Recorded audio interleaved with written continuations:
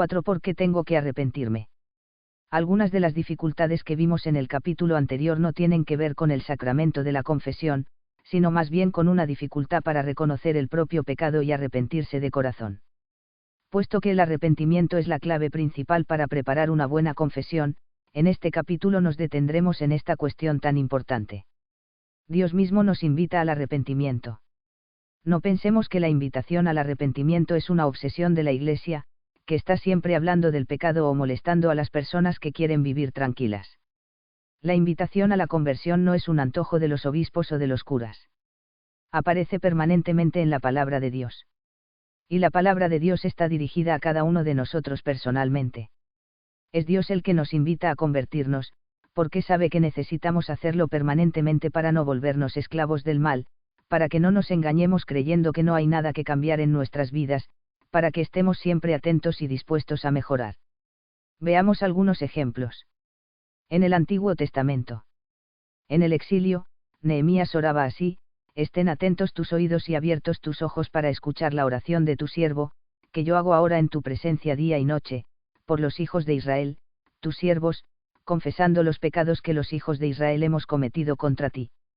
Yo mismo y la casa de mi padre hemos pecado. Ne 1, 6. Leemos también en el libro de Tobías: ahora Señor, acuérdate de mí y mírame. No me condenes por mis pecados. Tab 3, 3. En los Salmos también se nos invita a pedir perdón: de los pecados de mi juventud no te acuerdes, acuérdate de mí con amor. Sal 25, 7. Por tu nombre, Yahvé, perdona mi culpa, porque es grande. Sal 25, 11. Quita todos mis pecados. Sal 25, 18. Ten piedad de mí, Señor, por tu amor, por tu inmensa ternura borra mi delito, lávame a fondo de mi culpa, purifícame de mi pecado. Pues reconozco mi culpa. Sal 51, 3 a 5. Los profetas exhortaban al arrepentimiento: vuelve, Israel apóstata, no estará airado mi semblante contra ustedes. Porque soy piadoso, no guardo rencor para siempre. Tan solo reconoce tu culpa. Ya 3, 12 a 13. Si volvieras, Israel, si a mí volvieras. Ya 4, 1, conviértanse, y apártense de todos sus pecados, que no haya para ustedes más ocasión de culpa. Descargúense de todos los crímenes que han cometido contra mí, y háganse un corazón nuevo y un espíritu nuevo. Conviértanse y vivan. Ez 18, 30 a 32. Vuelve, Israel, a Yahvé tu Dios, porque has tropezado por tus culpas. Os 14, 2. Vuelvan a mí de todo corazón, con ayuno, con llanto, con lamentos. Desganen su corazón y no sus ropas, vuelvan a Yahvé su Dios, porque Él es clemente y compasivo, lento a la cólera y rico en amor. Yehiel 2, 12 a 13. Dios nos pide cuentas de nuestras acciones. Ya 31, 29, porque nos toma en serio. En el Nuevo Testamento. Juan el Bautista gritaba: conviértanse. Mt 3, 2. También Jesús pedía: conviértanse. Mt 4, 17, o conviértanse y crean en la buena noticia. MC 1, 15. El Evangelio nos propone la actitud humilde de reconocer nuestros pecados como el publicano: Dios mío, ten piedad de mí que soy un pecador. LC 18, 13. Se nos dice que nuestra conversión provoca alegría en el cielo. LC 15, 7, los ángeles se alegran. LC 15, 10, y se produce una verdadera fiesta. LC 15, 24. ¿Quién puede no sentirse invitado a la conversión? Es cierto que Jesús, más que un juez, es un médico que quiere curarnos de nuestros pecados y malas inclinaciones. Mt 9, 12 a 13, es cierto que Él no condena. Y en 8, 11, pero también es verdad que nos pide que tratemos de no pecar más. Idem. Los apóstoles llamaban permanentemente al arrepentimiento. Según los Hechos, Pedro invitaba: conviértanse. Hechos 2, 38. Pablo decía que Dios manda a todos los hombres, en todas partes, que se arrepientan. HCH 17, 30, que es necesario arrepentirse y convertirse a Dios manifestando la conversión con obras. HCH 26, 20. También en el Apocalipsis Dios nos dice: debo reprocharte que has dejado enfriar el amor que tenías antes. Fíjate bien de dónde has caído, conviértete. Habacuc 2, 4-5. Arrepiéntete, Habacuc 2, 16, 3, 3. Este cambio debe abarcar tanto las intenciones secretas como el modo de obrar. Yo conozco íntimamente los sentimientos y las intenciones, y yo retribuiré a cada uno según sus obras. Habacuc 2, 23. Esta permanente invitación al arrepentimiento es una palabra de amor que el Señor nos dirige, porque Él tiene un maravilloso proyecto para nosotros, y no quiere que nos quedemos enterrados en el mal y en la mediocridad. No está todo perdido, siempre se puede recuperar el fervor, y Dios, en su infinito amor, no se conforma con poco. Él quiere más, y por eso siempre está ofreciéndonos más. El Señor nos ofrece una preciosa intimidad, pero para que podamos vivirla es necesario que aceptemos su iniciativa que nos invita a la conversión. Yo corrijo y reprendo a los que amo. Reanima tu fervor y arrepiéntete. Mira que estoy a la puerta y llamo. AP 3, 19-20. Una experiencia positiva. Para lograr un arrepentimiento profundo, que permita que la gracia se expanda mejor en nuestra vida, es necesario desarrollar el sentido de pecado. Pero no hay que tomarlo como un sentimiento negro o triste, porque no se trata de desarrollar algo negativo, sino muy positivo. Más que mirar el pecado es mirar el amor de Dios que me convoca, es mirar su palabra, es mirar el modelo de Jesús y de los santos, es mirar los grandes ideales, es mirar la amistad que el Señor me ofrece. Sobre ese trasfondo positivo, reconozco que el pecado contradice esa hermosura y frena mi camino hacia la vida y la luz verdadera. Si no tenemos conciencia de ser pecadores, entonces no haremos un camino para cambiar, y viviremos juzgando a los demás en nuestro interior.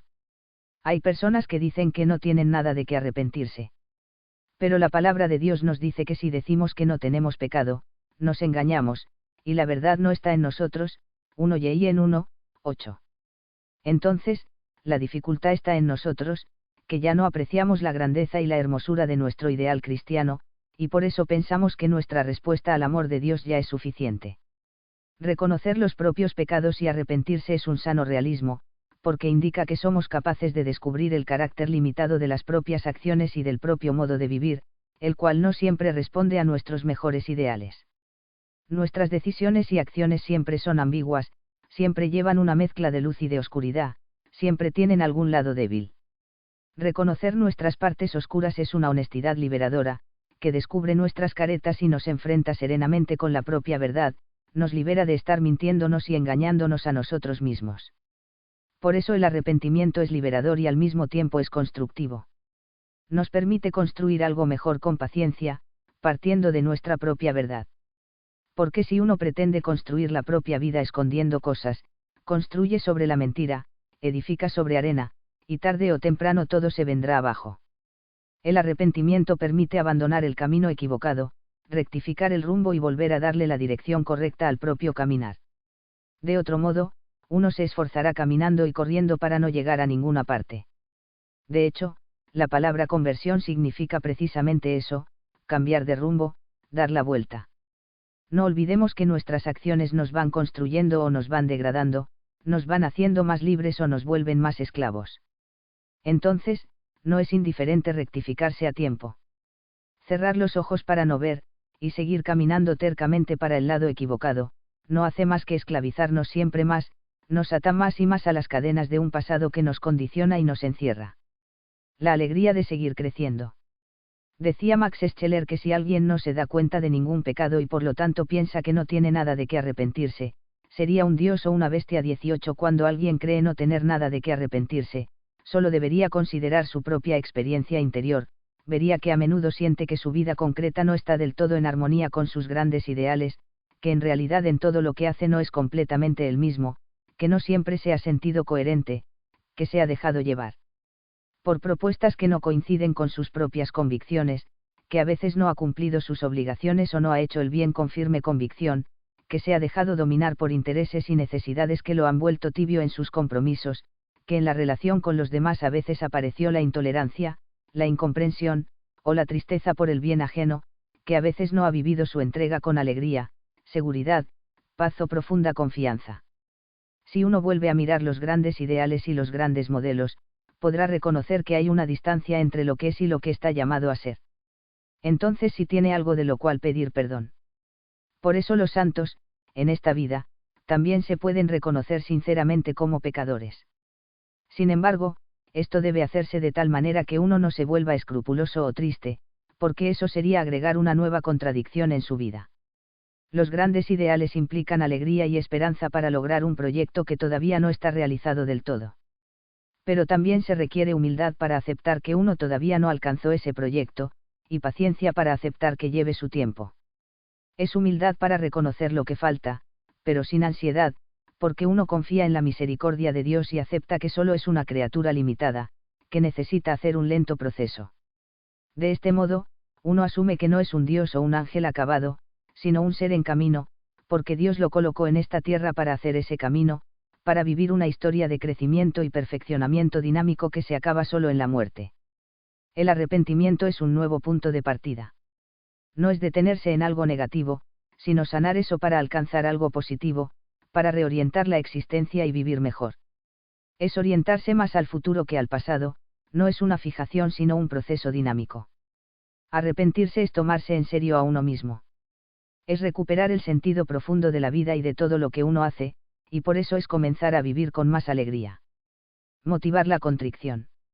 El arrepentimiento tiene una forma perfecta, que se llama contrición, y una forma imperfecta, que se llama atricción. La contrición es un dolor interior y un rechazo del pecado 19 que brota de reconocer el amor de Dios. Ante ese amor, uno siente el dolor de no haberle correspondido, y uno rechaza las acciones que ha cometido porque son contrarias al deseo del Dios amado. Cuando de verdad alcanzamos este arrepentimiento profundo, Dios siempre nos perdona, aun antes de confesarnos. Pero entonces, en este caso no hace falta confesarse con el sacerdote. Lo que pasa es que nuestros sentimientos suelen confundirnos, y nosotros no podemos poner nuestra certeza en los estados interiores. Recordemos que a veces el mismo Satanás se disfraza de ángel de luz, 2 Ioar 11, 14. No podemos estar completamente seguros de que nuestro arrepentimiento es perfecto. Por eso, confiando en la misericordia del Señor más que en nuestras seguridades, nos acercamos a confesar nuestros pecados en el sacramento del perdón. Por otra parte, ya dijimos que la confesión es también el signo de nuestra reconciliación con la Iglesia, y por eso debe realizarse de forma visible, ante el sacerdote que la representa. La confesión con el sacerdote corona y perfecciona nuestro arrepentimiento y nuestra reconciliación. Para poder confesarse, sería suficiente otra forma de arrepentimiento, que es imperfecta, y se llama atricción. Es cuando no experimentamos todavía ese dolor profundo por no haber respondido al amor de Dios. Sin embargo, nos arrepentimos de lo que hicimos por temor a sufrir consecuencias, a arruinar nuestra vida, a alejarnos de la salvación, o simplemente porque descubrimos que lo que hicimos no es bueno, no responde al Evangelio, es desagradable, grosero, inconveniente. Todo esto es una expresión de nuestro alejamiento del pecado, de nuestro deseo de liberación, aunque todavía es muy imperfecto y confuso. En este caso, Dios comprende nuestra imperfección y, si nos acercamos a recibir el sacramento de la reconciliación, Él nos regala amorosamente su perdón. Al mismo tiempo, nos da su gracia para que alcancemos el arrepentimiento más profundo, saliendo de nosotros mismos hacia el amor de Dios, más allá de los sentimientos superficiales. Pero normalmente una confesión realizada con ese arrepentimiento imperfecto no puede producir muchos frutos de conversión, y nos deja muy débiles y poco decididos ante las permanentes tentaciones. Por eso la Iglesia nos exhorta a prepararnos mejor, para acercarnos a la confesión con una verdadera contrición. El acto esencial de la penitencia por parte del penitente es la conmoción, o sea, un rechazo claro y decidido del pecado cometido, junto con el propósito de no volver a cometerlo, por el amor que se tiene a Dios y que renace en el arrepentimiento. La contrición, entendida así, es pues el principio y el alma de la conversión, Requet Poem 31. Orar. No nos conformemos con lo mínimo. Es cierto que un arrepentimiento imperfecto es suficiente, pero si nos acercamos al sacramento mejor dispuestos, los frutos serán mayores. Ante todo, el arrepentimiento no es algo que uno puede fabricar con sus propias fuerzas y capacidades. Hay que pedírselo al Espíritu Santo como un don sobrenatural. Es necesario pedirle insistentemente al Señor el deseo sincero de volver a Él y de cambiar de vida, porque ese deseo es obra de su gracia, no se produce haciendo fuerza. No podemos arrepentirnos de verdad si no nos abrimos a la gracia de Dios que nos atrae. El mismo Dios que nos limpia del pecado es el que derrama en nosotros un espíritu de verdadero arrepentimiento. Derramaré sobre la casa de David y sobre los habitantes de Jerusalén un espíritu de gracia y de oración, y mirarán hacia mí. Viendo al que traspasaron, se lamentarán por él como quien llora a un hijo único, y le llorarán amargamente. Aquel día, habrá una fuente abierta para la casa de David y para los habitantes de Jerusalén, para lavar el pecado y la impureza. Zac 12, 10, 13, 1. Es necesario invocar al Espíritu Santo, porque Él convence al mundo en lo referente al pecado, y en 16, 8 a 9. Él puede convencernos por dentro de que no estamos respondiendo bien al amor de Dios y de que necesitamos su perdón. Ya que la conversión es un don divino, lo más adecuado es pedirle: conviértenos, Señor, y nos convertiremos. Lam 5,21, cf. Ya 31, 18. Pero nuestra oración no debería quedarse solo en este pedido, porque muchas veces Dios quiere concedernos algo, pero no lo hace porque nos hemos resistido de una forma o de otra, porque hemos rechazado los impulsos de su Espíritu Santo. Entonces, es necesario que hagamos también una oración más completa y concreta que nos vaya preparando, que nos vaya disponiendo para recibir el don del arrepentimiento. Un paso importante en la preparación de una confesión es entrar en oración y lograr decirle a Dios, claramente y sin vueltas, cuáles son nuestros males espirituales. Si no podemos hablarlo con Él, menos podremos confesarlo con sinceridad. No es tan común dialogar con Dios sobre nuestros pecados y malas inclinaciones. La idea de que Dios lo sabe todo nos lleva a no hablar con Él de nuestras cosas más profundas. Si desarrollamos el hábito de decirle a Dios nuestros pecados, de pedirle perdón y reconciliarnos con Él en el corazón, eso nos ayudará a que nuestras confesiones no sean actos mecánicos o formales ante el sacerdote, sino verdaderos encuentros de reconciliación con el Señor. Dedicar parte de nuestra oración a hablar con Dios sobre nuestros pecados y debilidades, detenidamente y con total sinceridad, es el primer paso para incorporar a nuestro camino espiritual las cosas que no funcionan bien en nuestra vida, es nuestro primer aporte para poder liberarnos. También puede ser muy motivador usar el Salmo 51 para pedirle perdón a Dios en nuestra oración personal y alimentar el arrepentimiento. Superar el infantilismo. Hoy podemos reconocer que un sano arrepentimiento no es una debilidad o una enfermedad. A todos nos molesta cuando un político o un personaje público es incapaz de reconocer sus errores y está permanentemente justificándose a sí mismo, o se aferra tercamente a sus ideas, incapaz de volver atrás cuando se equivoca. Está claro que esa tosudez cerrada y vanidosa es una debilidad o una patología. La capacidad de arrepentirse y así rectificar el camino es un signo de madurez. ¿Por qué? Porque indica que uno adquirió la capacidad de dominar el deseo infantil de omnipotencia, goce y disfrute ilimitados, la superación del rechazo narcisista de la propia imperfección y la aceptación responsable del propio modo de ser. 20. Es normal que a un niño le cueste reconocer sus errores e imperfecciones, o que le cueste ponerse límites y renunciar a algunos placeres, o que le resulte difícil asumir las consecuencias de sus actos. Pero si eso sucede en un adulto, estamos ante una inmadurez o una enfermedad, se trata de una persona que no ha evolucionado, que se ha quedado trabada en una etapa infantil de su maduración. Por lo tanto, ya no se puede decir que el arrepentimiento es una debilidad o una enfermedad. Al contrario, es un signo de fortaleza, de valentía y de madurez. Deformaciones del arrepentimiento. Hay otras reacciones ante los pecados y errores, que se parecen al arrepentimiento, pero no tienen nada que ver. Son los escrúpulos, los remordimientos, la humillación y el perfeccionismo. Estas son debilidades o enfermedades psicológicas que pueden hacer mucho daño a la persona, pero insistamos, no tienen nada que ver con un sano arrepentimiento. Veamos, escrúpulos, son reacciones que se producen en las personas que no pueden descubrir que son amadas y comprendidas. Por distintas razones, tienen en su corazón la exigencia de ser perfectos y no se admiten ningún error, y eso les hace sentirse siempre en falta. No pueden diferenciar la distinta gravedad de los actos. Para ellos todo es grave, y todos sus pecados y errores se convierten en un terrible peso que los llena de amargura y de temor a un castigo o a la destrucción. Los escrúpulos son una forma de centrarse en el pecado y no en Dios. Pero estamos llamados a fijar los ojos más en la luz que en la oscuridad. El verdadero arrepentimiento está lleno de confianza en Dios y de esperanza. Remordimientos, es cuando nos duele haber hecho algunas cosas que nos parecen malas, pero sobre todo porque nos equivocamos tontamente, porque no pudimos demostrar lo que somos, no respondimos a nuestros ideales. Nos sentimos incoherentes. Los remordimientos no nos paralizan tanto como los escrúpulos, pero nos dejan centrados en el propio ego y en el pasado. No es el auténtico deseo de empezar de nuevo de la mano del Dios que ama y perdona. Humillación, es el dolor por haber perdido la buena fama en la sociedad o en la comunidad, es el sufrimiento por quedar mal ante la mirada de los demás. Pero reconozcamos que eso no es el dolor de no haber respondido al amor de Dios. Sin embargo, puede ayudar a recapacitar. Perfeccionismo, es cuando a la persona le han inculcado un proyecto de ser completamente perfecta en todo, sin equivocarse en nada, y toda su vida está centrada en eso. Cuando una persona así comete un pecado, lo toma como una terrible falla, pero no se debilita, sino que vuelve a esforzarse para alcanzar esa perfección que se ha propuesto. Más que pecados contra Dios, vive sus caídas como errores que impiden la realización de un proyecto. Aquí Dios cuenta poco.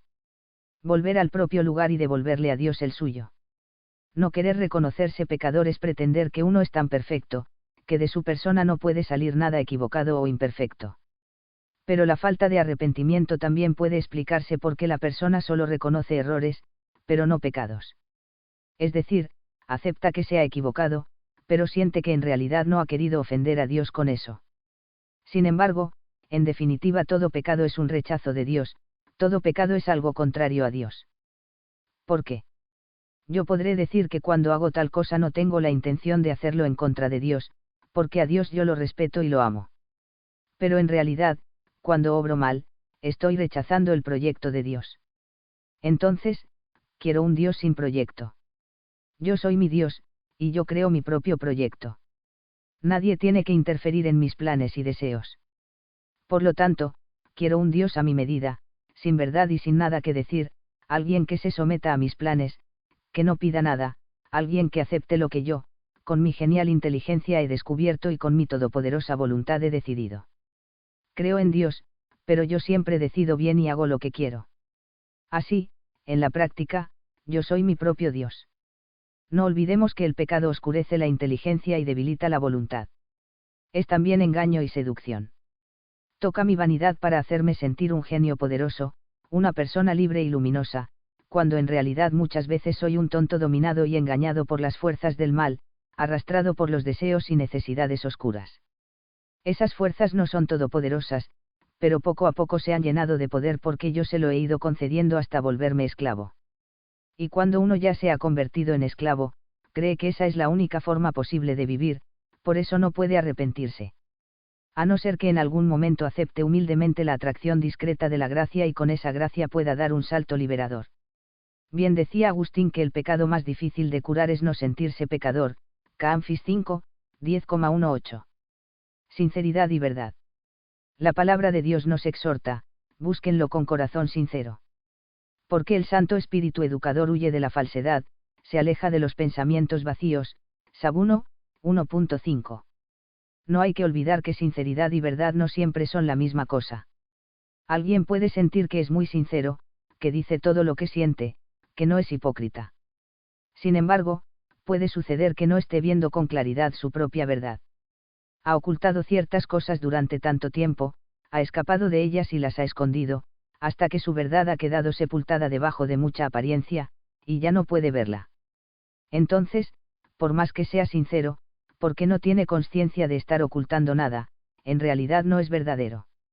Dios espera que no solo seamos sinceros, sino también verdaderos cuando nos arrepentimos, porque quiere que pongamos toda nuestra vida en sus manos. Para encontrarse con toda la verdad de uno mismo, hay que estar dispuestos a descubrir cosas que estaban sepultadas, y mirar también lo que no nos gustaría ver.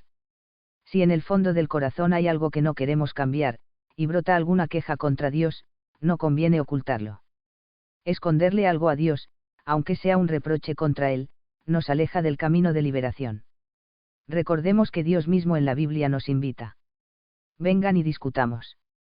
Is 1, 18. Aquí me tienes para discutir contigo, ya 2, 35. Diciéndole lo que sentimos, le abrimos un espacio a Él en ese lugar oscuro del alma, y le permitimos que nos haga ver la luz. Dios prefiere nuestra claridad, porque prefiere trabajar con nosotros y no sin nosotros. Si nosotros vemos lo que no está bien, Él puede entrar en lo profundo y despertar el verdadero y perfecto arrepentimiento. ¿Cuántas veces nos ocultamos cosas a nosotros mismos? Quizás estamos esclavizándonos cada vez más por una debilidad, por un deseo, por un rencor, por un mal recuerdo, por una envidia, por una tristeza. Pero no lo reconocemos como un mal. Le cambiamos el nombre para disimularlo y no tener que cambiar. Eso le sucede a los cleptómanos. Roban, pero sin darse cuenta. O se dan cuenta, pero creen que eso no es robo. Piensan, por ejemplo, que solo es cambiar cosas de lugar, o que sacarle algo a una persona mala no es robo, o que es una forma de vengar injusticias, o de cobrarse por algo que el otro les hizo. Eso es cambiarle el nombre a una debilidad para poder seguir cometiendo las mismas cosas.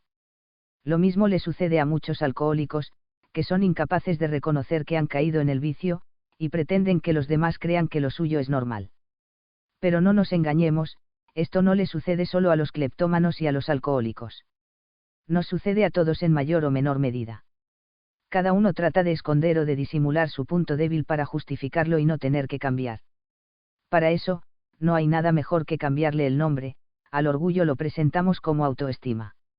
A la agresividad le llamamos autenticidad. A la intolerancia la calificamos como sinceridad. Al autoritarismo le decimos responsabilidad. A la incapacidad de perdonar le damos el nombre de justicia. Al descontrol le llamamos espontaneidad. Podríamos decir que lo contrario sucede con los escrupulosos, que están permanentemente torturándose con sus pecados, angustiados por sus faltas, maltratándose y acusándose a sí mismos en su interior. Pero en realidad, a ellos les sucede lo mismo, porque les cuesta reconocer que son escrupulosos y consideran que lo suyo es simplemente honestidad y deseo de perfección. Frecuentemente somos adictos a determinados defectos, y por eso necesitamos embellecerlos para no tener que abandonarlos. Nos hemos acostumbrado a vivir con ellos y los necesitamos para sentirnos nosotros mismos, para mantener esa falsa identidad que hemos creado. Si permitimos a Dios que nos haga romper esa cáscara de mentira que ya no vemos, entonces no solo seremos sinceros. Seremos también verdaderos. Mis intenciones y mis verdaderos deseos. Sé honesto.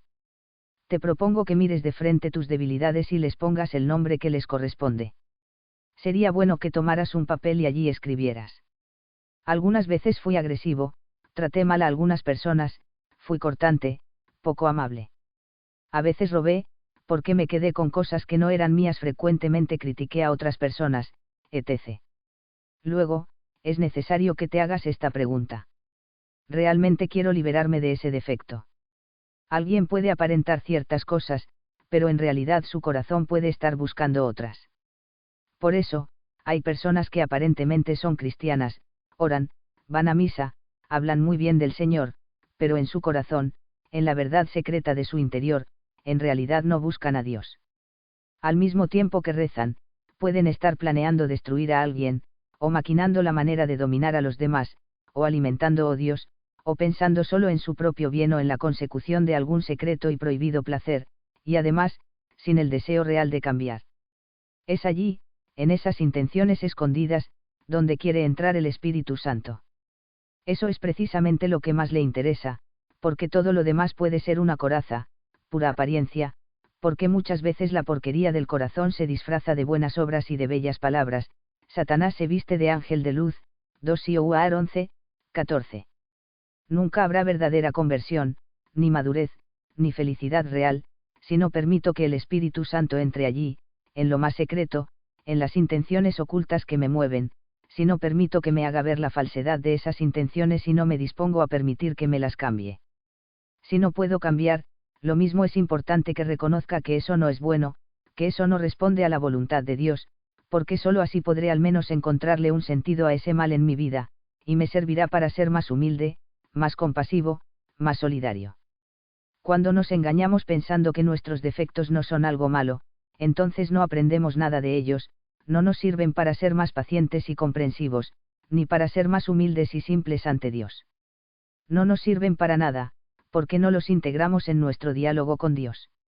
Si hemos vivido buscando excusas y hemos perdido la claridad de nuestra conciencia, habrá que pedir a Dios esa claridad, para que poco a poco podamos volver a sus brazos como el hijo pródigo.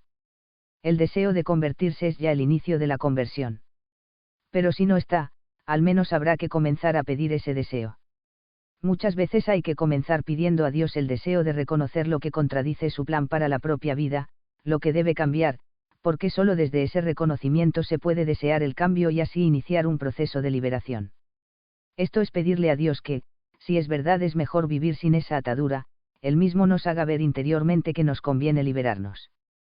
Es pedirle que Él nos convenza de la necesidad de liberarnos de ese mal, que nos muestre con claridad el daño que ese mal nos causa. Pero ha de pedirse al mismo tiempo algo positivo, un bien, un valor atractivo que ocupe el lugar de ese mal. Esa súplica positiva puede ayudar a despertar un atractivo a favor de lo que pedimos: Señor, dame pasión por la fraternidad, Señor, dame pasión por la alegría, etc.